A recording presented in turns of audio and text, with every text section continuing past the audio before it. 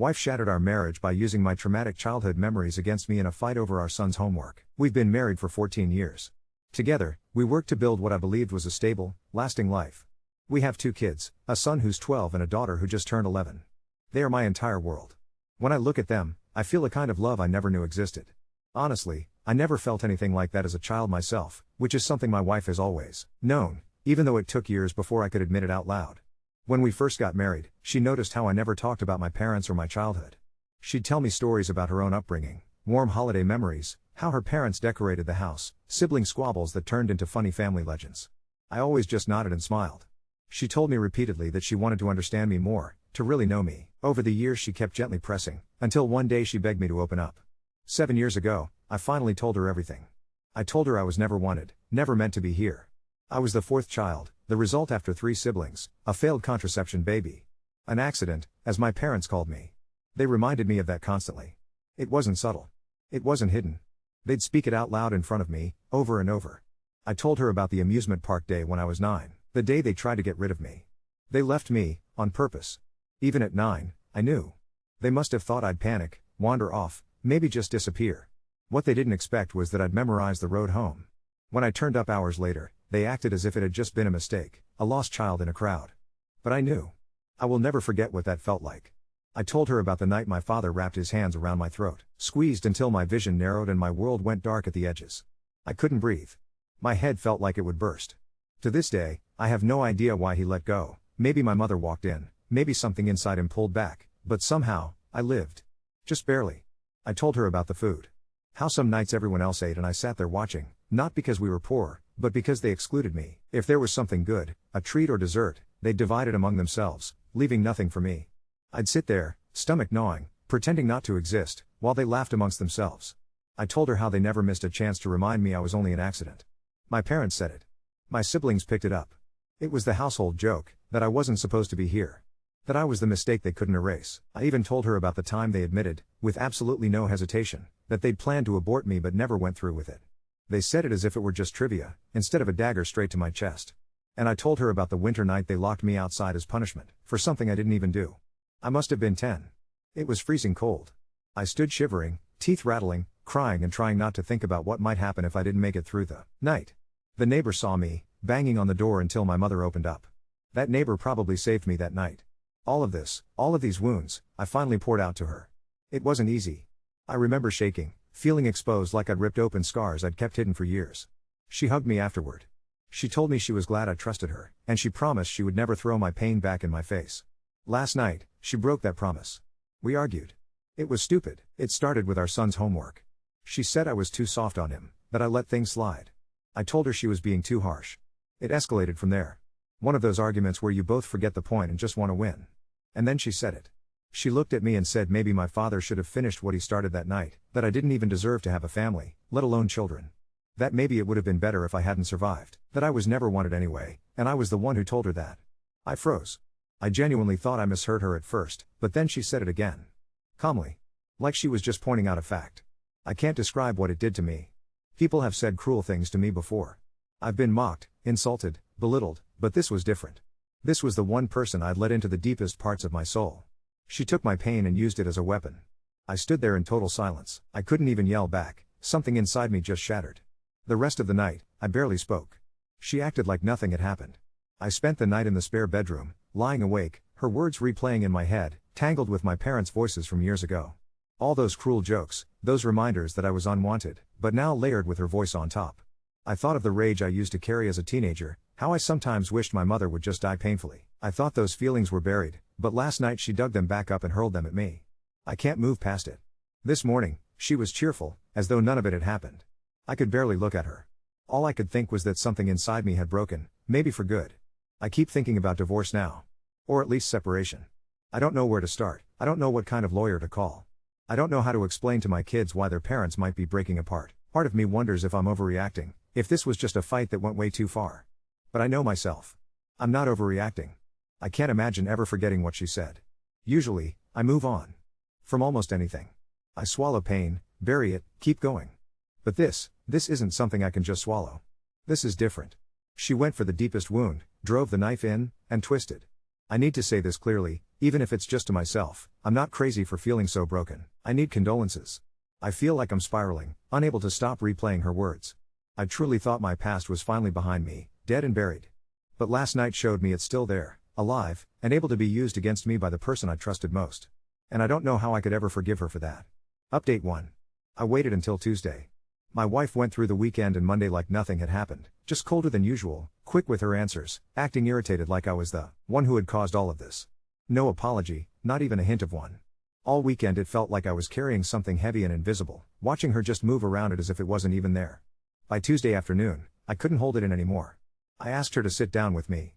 The house was quiet, one of those rare moments where everything stood still, except what was boiling inside me. I told her I needed to talk about what she said during the fight, because it wasn't something we could just pretend hadn't happened. I reminded her that the fight started because I refused to hit our son while teaching him. I don't believe in beating kids to make them learn, and she had pushed for it. That's where it began, and it slid into something so much uglier. I asked her outright, why did she use what I told her in confidence against me? I reminded her how, years ago, she'd asked me to open up, promised she'd keep what I said safe. Why did she hug me back then, if this was where it would end up? At first, she was stiff. She told me she didn't know what else to do at the time. That she'd just tried to act normal and be supportive, but she hadn't known how to handle what I told her. She said she hadn't realized how heavy it all was until later. Her voice was so even, like she was just describing facts. But I told her the promise mattered. This wasn't about a slip in anger, it was about trust. She had reached for the exact things I handed her in trust, and used them against me. I needed to know why. That's when she finally admitted it. She told me, after I opened up, she'd lost some respect for me. I asked her what that meant, and she didn't give me one detail, she gave me the whole picture. She confessed that she'd always seen me as solid, someone who could carry weight without bending, the person she could lean on. But after I shared everything, she couldn't stop seeing the breaks under the surface. She said my story made me look fragile to her. The darker pieces, the way those years sat inside me, gave her an uneasy feeling she couldn't shake. Seeing me tear up, seeing me so nervous and broken apart by the memories, it made her look at me so differently. She actually used the word ick. Sometimes just remembering what I'd told her got in the way of how she used to see me. I asked if that meant she thought less of me for surviving. She said it wasn't about surviving, it was about how it changed what she expected from me. She'd built an image of me that didn't include those kinds of wounds, and once she knew, she couldn't put that image back together. I pressed her, why hug me, why tell me she wanted to know me fully? She just said she didn't know what else to do in that moment. She didn't want to punish me for telling the truth. Holding me and saying it was okay felt like the only decent response she could muster, even though, inside, she was already starting to see me differently. It sat heavy between us, but I asked the worst thing, why did she turn my pain into a weapon? She admitted she couldn't control herself, that she reached for what she knew would wound me most. She said she regretted it, that it would never happen again. But the truth is, I never just dumped everything onto her. I'd gone to therapy, I'd done the work. The only reason she even heard those parts of me was because she demanded it, insisted I open up, that she wanted the whole picture. I trusted her enough to hand her things I never planned on saying out loud, because she made me believe she'd hold them safe. And then she used them to cut me. It felt like giving someone your heartbeat because they said they wanted to hold it close, and then watching them drive a knife right through it. After everything she said, I just sat there. I finally had the truth, but it didn't settle right. I wasn't even shocked anymore, just resigned. Sometimes I wonder if I told her too much, overwhelmed her. But I only ever told her what she asked for, bit by bit, in answer to her pressing questions. She probably only ever heard a fraction of what I'm really wrestling with. Why did she push so hard for me to be emotionally vulnerable if this was how she'd react? Why did she insist, over and over, that she wanted all of me, if she could only love the version of me she'd imagined instead? I told her then I didn't think I could just go back to the way things were. I told her I felt like the foundation was cracked too deeply to ignore. That maybe the only way forward was to separate, quietly, before things got uglier. I said I didn't think I could keep looking at her the same way, knowing she could turn something so personal into a weapon. That's when her whole tone changed. That firmness melted away and in its place was a kind of panic. She begged me not to say that, insisted she didn't want a divorce. She said she still loved me, that whatever she'd done in anger wasn't bigger than the life we'd built. She couldn't imagine splitting the kids, couldn't imagine them in 2 houses, their lives cut in half. She told me leaving would scar them more than anything we'd gone through. I told her love isn't about tearing each other apart with the sharpest words we can find. She said she knew that she'd never do it again. She kept repeating the same thing, the kids need us together, we have to fix our issues without breaking the family apart. She didn't cry, but her voice had a real desperation, like I was already gone and she was trying to pull me back. She didn't properly apologize again for what she'd done, not directly, but she just kept stressing it'd never happen again. That I shouldn't throw everything away over one mistake. Now, I haven't made a final decision. I keep turning everything over in my head, wondering if the damage is too deep and if I'd just be lying to myself to pretend otherwise. A part of me wonders if I could ever really see her the same way again. Yet, another part still hesitates, because walking away isn't simple when there are kids and years of life intertwined. I'd be lying if I said I wasn't leaning more toward the end than holding on, but I'm just not there yet. Most days, I feel heavy, caught between wanting to protect myself and not wanting to split my family apart. Update 2. It's been 3 weeks since our conversation. I thought I'd made peace with staying, at least for now. We'd fallen into this careful routine, polite exchanges, nothing too deep, both of us walking on eggshells. The kids seemed oblivious, which was what I wanted. I figured maybe time would dull the edges of what happened, maybe we could rebuild something from the wreckage. Then last Thursday happened. I was cleaning out our bedroom closet, looking for my old running gear buried in the back corner. My hand brushed against something wedged behind her jewelry box, a small notebook I'd never seen before. I almost put it back without looking. Privacy and all that. But something about where it was hidden made me pause. The first few pages were innocent enough: shopping lists, appointment reminders, things about the kids' schedules. Then I flipped deeper and saw my name. And then I saw everything. Entry after entry, going back 2 years. Not a diary exactly, but close enough. She'd been writing about me, about us, about things I never knew she was thinking. The earliest entries were different: frustrated complaints about my emotional walls, how I never shared anything real with her. I remember those times. She was right about that part, but then came the entries after I opened up to her. After I told her everything about my childhood. The tone shifted completely. He cried today talking about his father. I hate seeing him like that. It makes me feel sick to my stomach. I married a man, not a broken child. Sometimes when he talks about his past I just want to tell him to get over it already. Everyone has problems. Why does his have to define everything? I catch myself looking at him differently now. When he laughs with the kids, I remember him sobbing about being unwanted and it changes something. I don't want to feel this way but I can't help it. Page after page of this. 2 years worth. Each entry felt like a punch to the gut, but I couldn't stop reading. The worst part wasn't even her losing respect for me. It was what came next. About 8 months ago, the entries started mentioning someone else. David from her work. Little things at first: how he made her laugh, how easy conversations were with him, how uncomplicated he seemed. David doesn't carry baggage like a wounded animal. When I'm with him I remember what it feels like to be with someone who's just whole. I know it's wrong but I look forward to our lunch meetings more than coming home some days. He sees me as interesting, attractive, fun. Not just the mother of his broken husband's children. The entries got more detailed.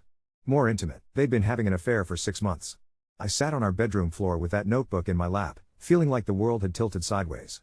All this time I've been agonizing over whether to leave because of what she said that night, and she'd already checked out emotionally years ago. The fight, her cruel words, they weren't just anger. They were her true feelings finally breaking through. I heard her car in the driveway. I slipped the notebook back where I found it and went downstairs. When she walked in, chatting about her day at work, mentioning staying late for a project meeting, I just nodded and smiled. For the first time in weeks, she seemed relaxed around me. Happy, even. I wondered if she'd been with him that evening. That was 4 days ago. I haven't said anything yet. I keep watching her, looking for signs I missed before. The way she checks her phone constantly. How she started wearing perfume to work again a few months back. The new lingerie I thought was for me. I called my brother yesterday. We don't talk much, he lives across the country and we were never particularly close, but I needed to tell someone. I gave him the basics about the marriage falling apart. He listened, then said something that's been echoing in my head: maybe this is your chance to finally put yourself first for once. I've been thinking about that. My whole life, I've been surviving other people's cruelty or trying to earn their love. Even in my marriage, I've been so focused on being worthy, on proving I deserve to be here, that I never stopped to ask if I was actually happy. The kids are at my wife's parents' this weekend. She suggested it, said we needed time to work on us. I'm pretty sure I know how she really plans to spend that time. I made an appointment with a divorce attorney for Monday morning. I also opened my own bank account yesterday, something I should have done years ago. I'm not rushing into anything, but I'm preparing. The difference is, this time I'm not leaving because I'm broken or unwanted. I'm leaving because I finally understand my worth. Part of me wants to confront her with the notebook, to watch her scramble for explanations. But honestly, what would be the point? I already know everything I need to know. She's been lying to my face for months while I've been beating myself up over whether I was being too sensitive about one fight. The strangest thing is how calm I feel now. Not happy, exactly, but clear. Like fog lifting. For the first time in years, maybe decades, I'm not questioning whether I deserve better. I know I do. I don't know what's going to happen when the kids come home Sunday night. Whether I'll say something then, or wait until after I talk to the lawyer. But I'm done carrying other people's shame about my existence. I'm done letting anyone, even her, convince me I'm too damaged to deserve love and respect. Maybe my brother was right.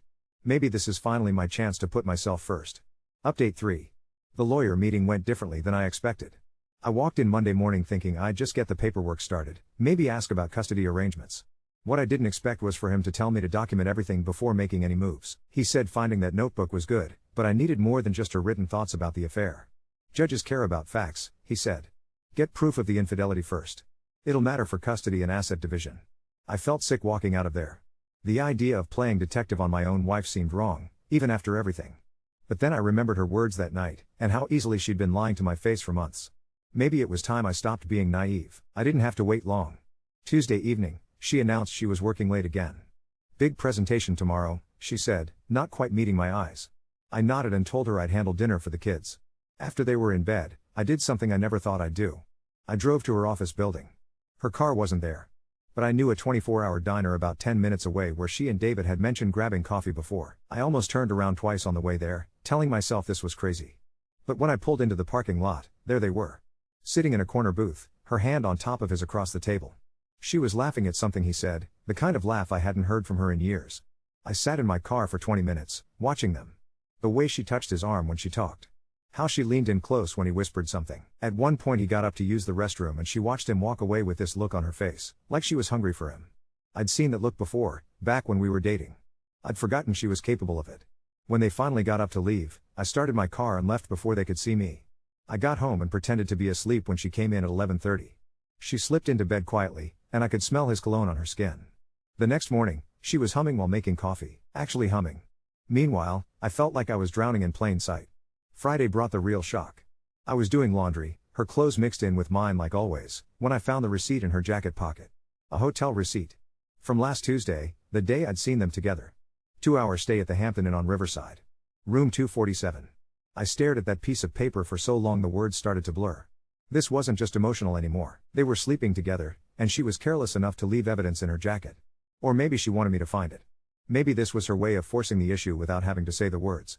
That afternoon, something in me snapped. I called her office. Her assistant said she was in meetings all day. So I called David's department directly. Oh, David's been working from home this week, his colleague told me cheerfully.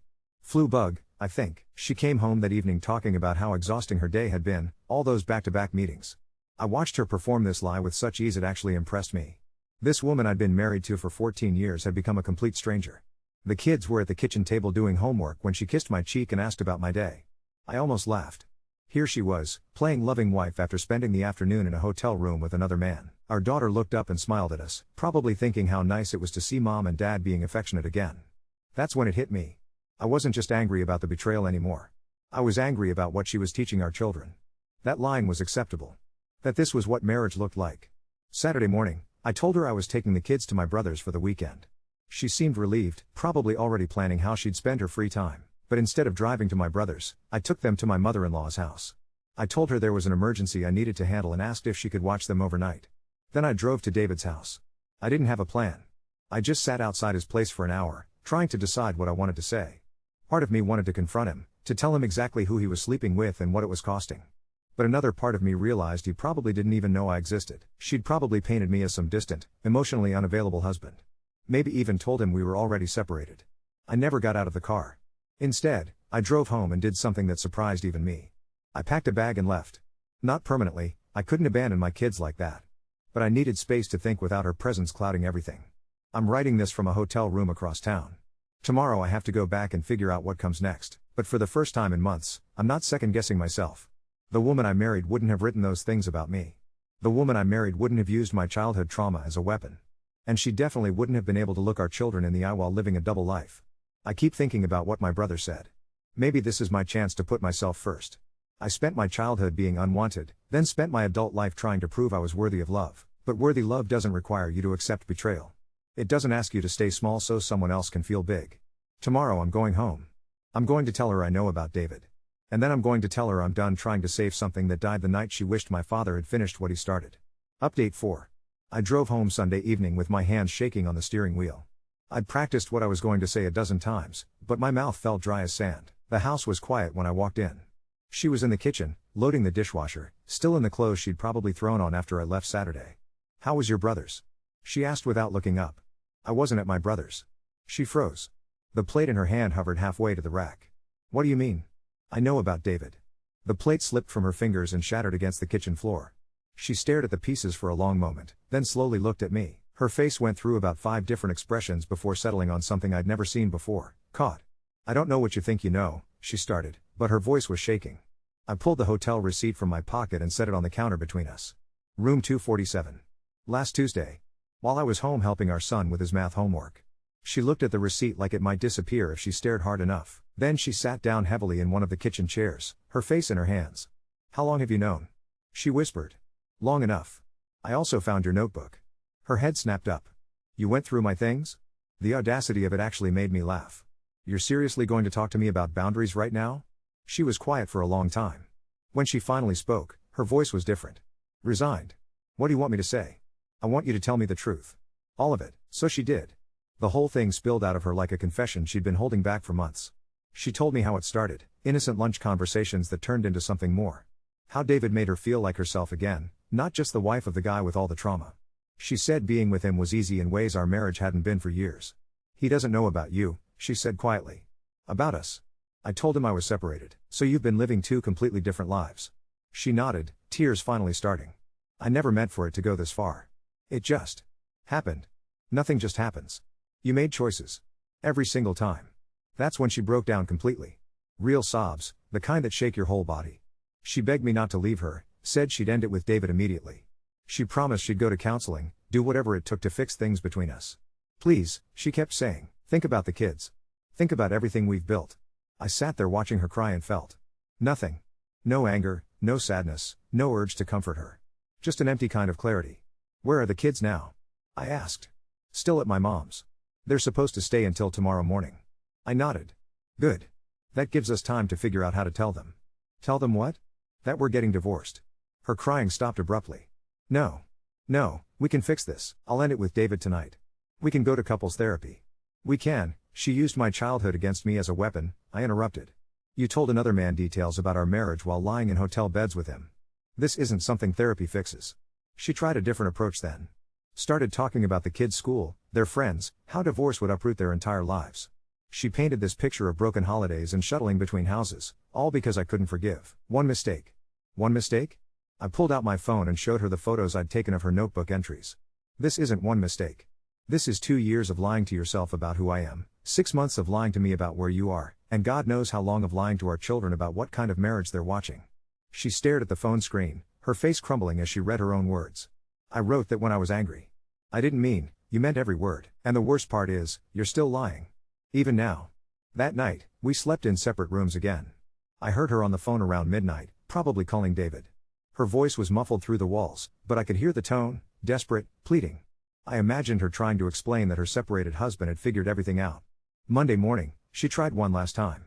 Made me coffee the way I like it, talked about maybe taking a vacation somewhere warm after Christmas, like we could just pretend the last month never happened. I called the school, I told her. Told them one of us would pick up the kids today to have a family meeting. Her face went pale. What are you going to tell them? The truth. Age appropriate, but the truth. Please don't do this. Please. I'm begging you. I looked at this woman I'd shared 14 years with, who knew my deepest wounds better than anyone alive, who'd been living a lie so elaborate she'd convinced herself it was justified. You already did this, I said. I'm just finishing what you started. The kids took it better than expected. Kids are resilient like that. Our daughter asked if it was because mommy and daddy didn't love each other anymore. Our son, older and more observant, asked if it was because mom had a boyfriend. Sometimes the truth has a way of being obvious, even to an 11-year-old. Tonight, she's staying at her sister's place. I'm in our house with the kids, and for the first time in months, the air feels clean. Tomorrow I start the process of building a life that's actually mine. And maybe, for the first time ever, I'll find out what it feels like to be wanted exactly as I am.